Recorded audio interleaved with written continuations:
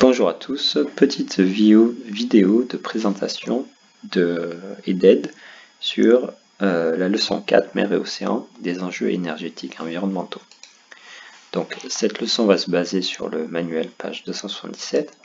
Les consignes donc pour les exercices sont en PDF sur Pronote. L'exercice peut être fait sur le cahier.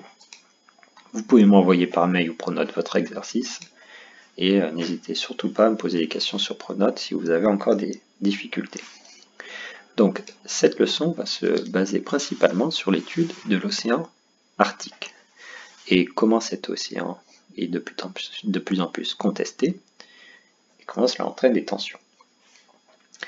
Alors, l'océan Arctique, c'est l'océan le plus au nord, celui qui se situe en fait au pôle Nord.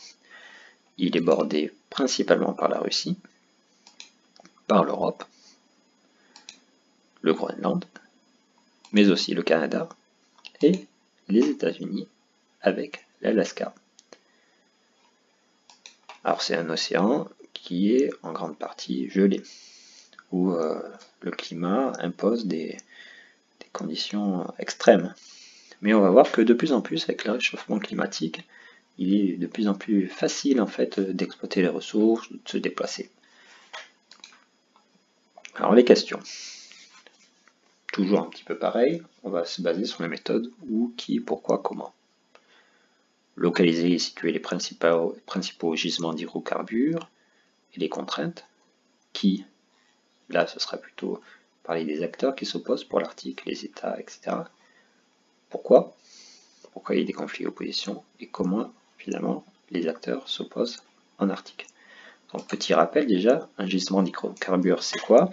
Bien, c'est un lieu où se trouve une quantité importante de gaz ou pétrole. Vous avez ici une coupe d'un gisement avec ici en noir le pétrole, l'hydrocarbure, entre deux couches imperméables, et donc en fort pour ensuite récupérer les hydrocarbures. Donc un gisement, le gisement c'est la poche. Rappel aussi de ce qu'est un acteur en géographie. Ça peut être un pays, une organisation, une personne, plusieurs personnes, un groupe de personnes. Les documents qu'on va utiliser. Manuel page 277, vous avez une carte d'abord de l'Arctique, des hydrocarbures, une photographie aussi sur une ONG et un document texte. Pour la carte, pour vous aider un petit peu. D'abord, il faut regarder la légende. Vous avez notamment en légende les gisements d'hydrocarbures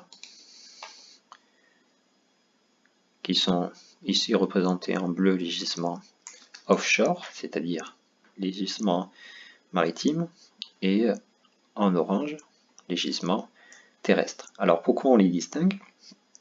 Mais c'est tout simplement parce qu'il est évidemment plus simple d'exploiter les gisements terrestres que offshore et beaucoup plus rentable. Mais de plus en plus on exploite notamment par des stations ces gisements maritimes parce qu'on commence à épuiser les gisements terrestres. Et donc l'océan Arctique qui auparavant était préservé parce que finalement c'était pas rentable d'aller chercher les hydrocarbures, ça devient rentable. Vous avez aussi les routes maritimes. Et de plus en plus, il commence à y avoir une circulation de navires pour rejoindre l'Europe, l'océan Atlantique, l'Amérique, par la mer de Bering, relier l'Asie à l'océan Atlantique. Vous avez aussi une photographie avec en fond une station d'exploitation d'hydrocarbures et au premier plan une ONG, des membres d'une ONG. Alors je vous rappelle ce qu'est une ONG, organisation non gouvernementale. C'est une association présente dans de nombreux pays du monde qui défend une cause. Ici c'est Greenpeace, ça défend l'environnement.